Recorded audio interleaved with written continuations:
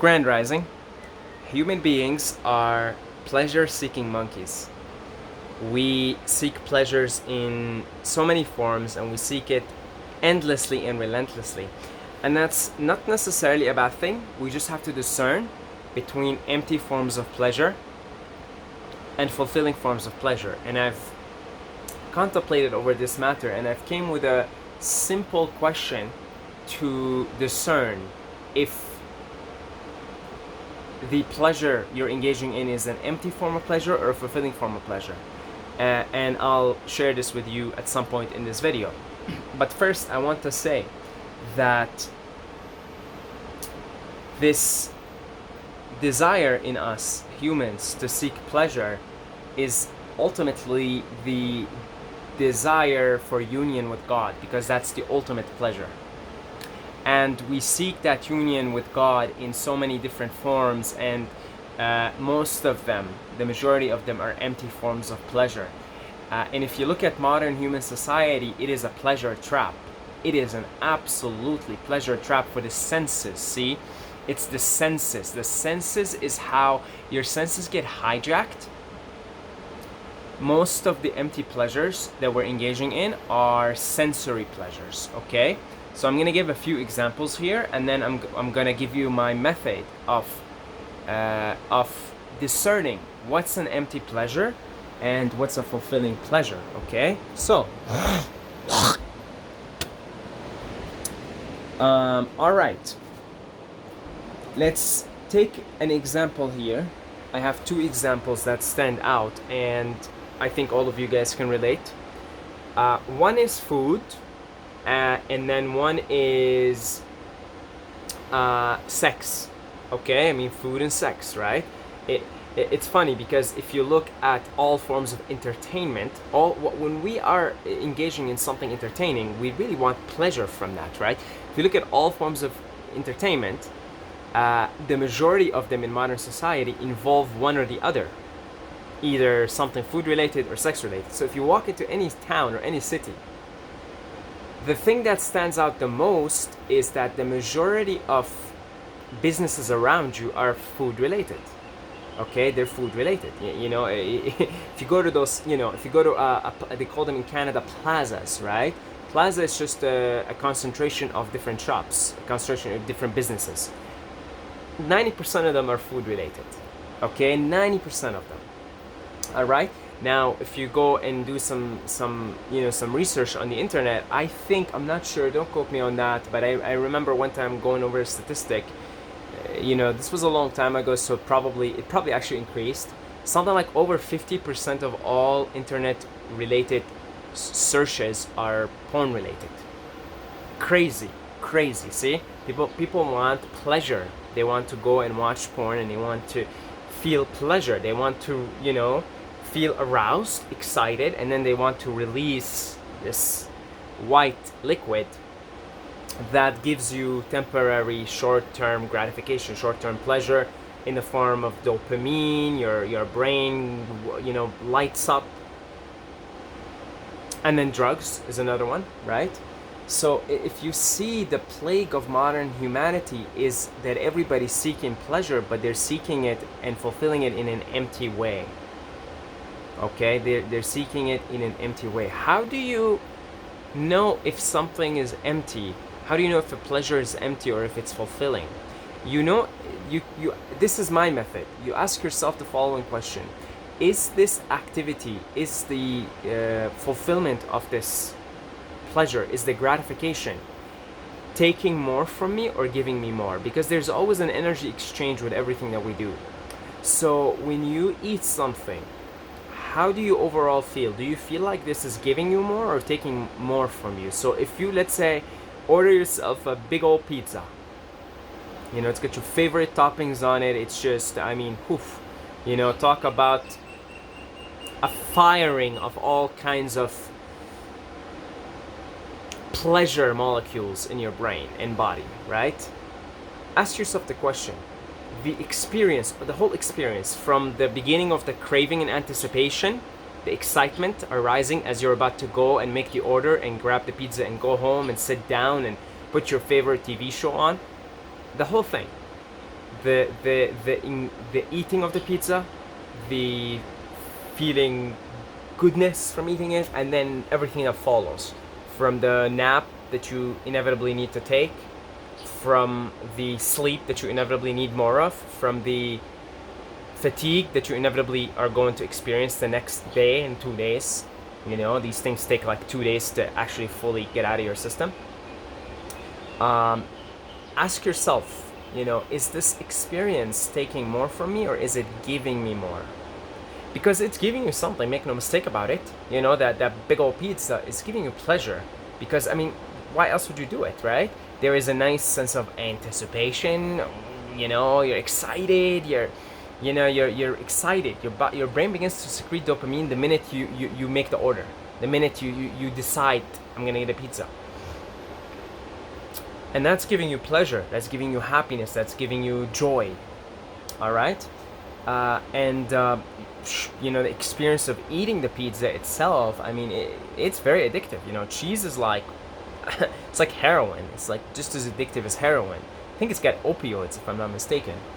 And then, you know, the combination of that with the crispy glutinous crust and all these, you know, delicious, like the mushrooms and whatever else you like to put on your pizza. I used to like to put mushrooms and jalapeno. Jalapeno's like a, you know, it excites the system. It's a toxin, of course. That's why it excites the system. The body wants to get rid of it as soon as possible. And the salt, which is another heroin hit. So there is, like, you know, your brain is literally firing with pleasure molecules. So there is an enjoyment. It is giving you a sense of enjoyment. It's giving your life meaning, as absurd as that sounds. It really is. But then how much is it taking from you?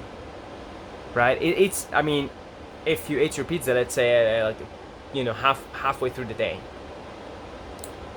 Well, pretty much the rest of your day is wiped out. You're not your best self. You may have to take a nap. You're feeling fatigued. Maybe you get a headache after a few hours. Maybe, you know, it's like it takes a lot from you. Then you wake up the next day, you're exhausted, you're tired, you got mucus all over your nose, and it's not nice. You're feeling exhausted, maybe even get a little sick. Inevitably you will. If you eat this kind of stuff every day, inevitably you will. You'll come up with a flu. It'll last you 2 weeks. So you have to ask yourself, is this taking more from you, or is it giving me more? And in this particular case, I guarantee you it's taking more from you than it's giving you. You know? Now, another way to gauge this is by asking not asking yourself, but how do you feel after that pizza? How do you feel? See, another thing that I didn't talk about, it takes peace of mind from you. It makes you want more. Okay, have you noticed after eating salty things, you want sweet things, and after eating sweet things, you want salty things, and the cycle continues? It takes peace of mind away from you. It makes you, it puts you in a perpetual state of desire. It really does. It puts you in a perpetual state of desire, and when you're in a perpetual state of desire, contentment, peace is impossible. They are mutually exclusive. Meaning, if you have one, you don't have the other. If you truly have peace, contentment, peace of mind, you don't desire. The minute you desire, you leave that state of contentment and peace. So the problem with constant eating and you know, making your food so flavorful and putting all kinds of things on it, all kinds of spices, salt, all kinds of combinations, is you trap yourself. It's a pleasure trap. You trap yourself in a perpetual state of desire. You're never peaceful. You're never content. You know what a fulfilling pleasure is? A fulfilling pleasure is gratitude. Gratitude. When you're feeling grateful, when you're saying thank you, when you're feeling content, I don't want anything else. I'm just happy to be here. I'm happy to be alive. How do you feel? Is that taking more from you or giving you more? And the answer is it's giving you more. Have you noticed when you're feeling grateful and content how nice you are to everybody else around you, how pleasant you are to be around, how much more energy you have? What about being in love with someone? How about that? That's a fulfilling pleasure also, if you're truly in love with someone. truly in love, you love them unconditionally, how do you feel? You feel expansive, you feel you're giving, you feel elevated, your energy levels are elevated.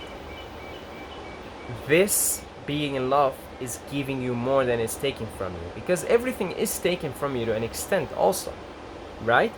When you're feeling in love and gratitude, you want to give, and you become giving, and as you give, you're being taken from, right? But of course, if the more in love you are, the more grateful you are, the more you have to give, and it doesn't matter how much you're being taken from, you have way more to give than be taken from. But make no mistake about it, it's a balance. It's a balance, right? You know, there's a giving and a taking with everything. So if something is taken from you more than it's giving you, then that's an empty pleasure, and you can feel this emptiness. You can feel this emptiness. Last week, me and Miranda, we've been doing good when it comes to, you know, the way we eat, and we've been improving. You know, each of us have been improving according to their path, according to where we are. For instance, currently I'm doing an open-ended coconut water fast, right? It's day 3, and look at all these coconuts I got there, right? So we've been both kind of doing our thing in our own rights, but what we do is we consciously binge, we consciously indulge, we consciously engage in some so-called treats, right? So last week we both decided, hey, you know, we've been doing really good lately. You know, we've been doing really good work. We've been really tracking down our health, and we've been taking steps. So last week, it was about 4 or 5 days ago, I think. 4 days ago, yes, that's just the day before I started my coconut water fast. We said we've been doing so good, let's indulge, let's go and let's get all this junk food, okay? So we got a bunch of things like falafel burgers and some vegetarian, vegan Indian food, biryani, vegetable biryani, and it was like a big fiesta, right? A big feast, and we indulged. And we did it in a conscious way, meaning we recognize, we say, hey, look, we're in a state of anticipation. We're excited now. It feels nice, doesn't it? We sat down, we started eating, and we're like, oh, yummy. This is so good. Oh, that vegetable biryani, all those spices. I'm not used to this like bursting flavors in my mouth, because for the last 2 months, like the heaviest thing I'll eat is steamed potatoes, just with nothing in them, right? Like that's the heaviest. I'll eat that like once a week. For the last 2 months, that's like the heaviest, most like flavorful, flavor-rich thing I'll eat for the last 2 months, right? Just steamed potatoes once a week, right? For the other 6 days, I'll do like primarily coconut water, some fruits, some bananas. So I'm not used to that. It's been some time since I had like bursting flavors in my mouth. So I was really enjoying myself, like, whoa, this masala thing that they put in, and wow, it's just like bursting with flavors, man, bursting, right? The falafel burger, I don't think I had a burger like of any like the burger experience, you know, like the burger, the bun, the tomato, the lettuce, you know, everything about it, right? It's a falafel burger, it's a vegan burger, but it's got that experience to it because the falafel burger itself is caramelized. So that's another thing we get addicted to, the caramelization, the acromolites, they're cancer-causing substances. So I was like, whoa, this burger experience, it took me back to like childhood when I would be eating like so many burgers, right? Oh my God, you know, it's like my brain was firing and I was really enjoying myself. But by the time we finished eating, we obviously inevitably started to feel down. And then we both like discussed it and we're like, do you feel what I'm feeling? And then we talk about it and we both felt empty, like just it's an empty pleasure. Like this takes so much from you than it gives you. There's no denying that this gave us pleasure, joy, happiness, but it's short lasting, plus what it took after. We both had to go lay down. I had to close my eyes for an hour. I had to drift away, practically took a nap. And after, we just got together and watched a movie because we couldn't bother to talk, we couldn't bother to do anything. though we made most of it, we watched Toy Story, right? Because even as we start to try to talk after the meal, we were running out of breath because this stuff is so heavy, the heart rate starts to race. So as we're trying to talk, we're at some point we're like, okay, I'm just gonna go lay down, you do your thing, because we couldn't even talk anymore. So this experience, we felt this emptiness, but also physically, we felt drained and thirsty. Oh my god, I felt so thirsty. Then I opened a bunch of coconuts after, and I was just like, oh my god, thank you. I felt so thirsty. So yeah, and then of course today is day 3 of my open-ended coconut water fast, and for the last 2 days I've been just coughing up mucus. My nose has been stuffy and I've been coughing up mucus because of that one day, because we ate so much, man. We ordered so much food, we ate so much. I haven't had that experience in months. Like I said, the heaviest thing in the last 2 to 3 months that I ate, and I wasn't eating it frequently, just like once a week, was just good old steamed potatoes, just nothing in them, just white steamed potatoes and steamed sweet potatoes. So for me, this was like a blast of like flavors. It was a blast on my system, And my system, I think today I'm feeling much clearer, much better. But it took me 2 days on coconuts just to recover from that, man. I was coughing up mucus like crazy the last 2 days.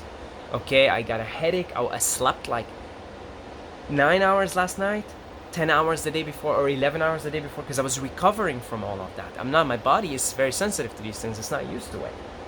So look how much this experience took from me. And it gave me just a few hours of joy, considering the anticipation phase, the smelling, the tasting, we felt high after. For like an hour we felt like buzzed and high.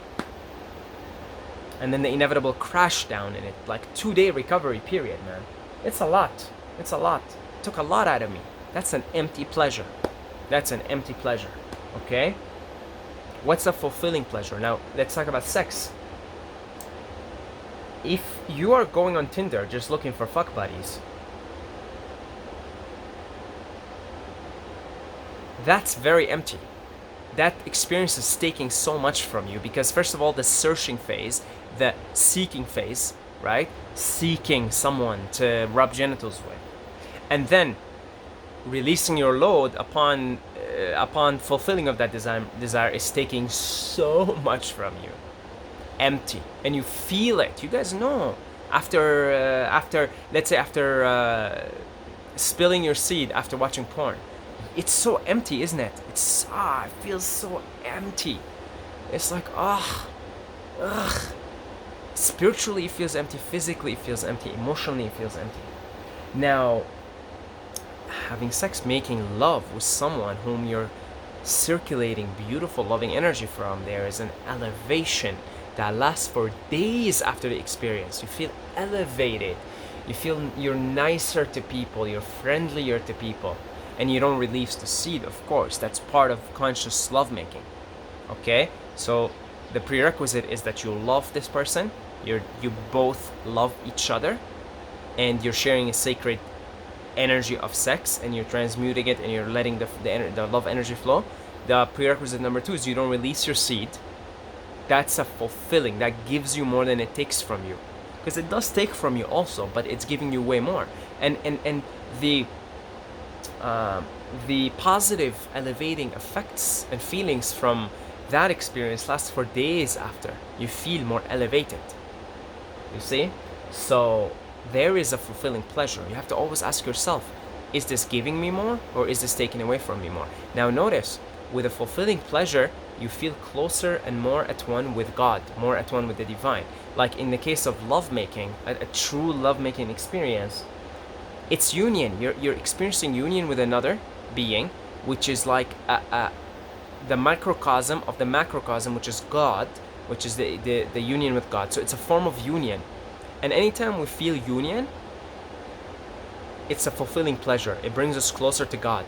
It gives us a glimpse of what it feels like to be in union with God. Contentment, feeling it, peace. See, peace is the true nature of you. Peace is the true nature of God. When you feel peace, content, just for being alive, it's fulfilling pleasure. You're closer to God. Everything we do, like when we eat, we're trying to imitate union with God by being in union with food. It's funny, right? By being in union with food.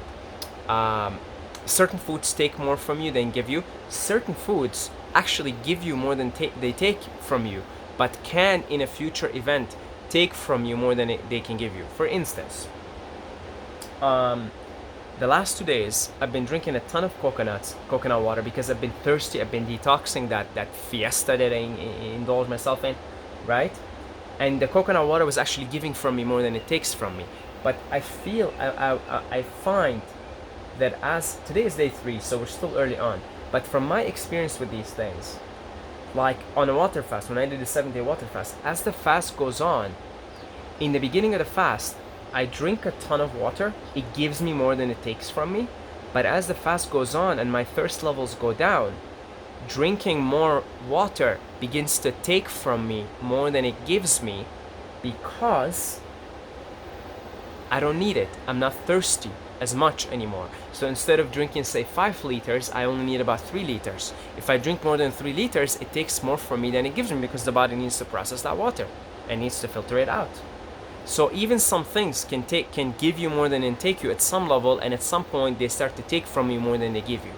You have to always ask yourself the question, is this giving me more or taking more from me? And that's how you can distinguish between empty pleasure and fulfilling pleasure. Okay? So yeah, I just wanted to share this with you guys, and I'll leave it at that. Thank you for watching this video.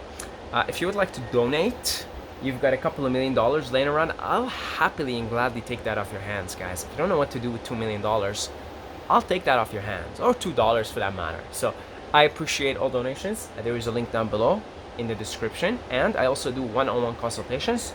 If you want to book a consultation, you can do so down below. In the description are the links, and I will see you in the next video.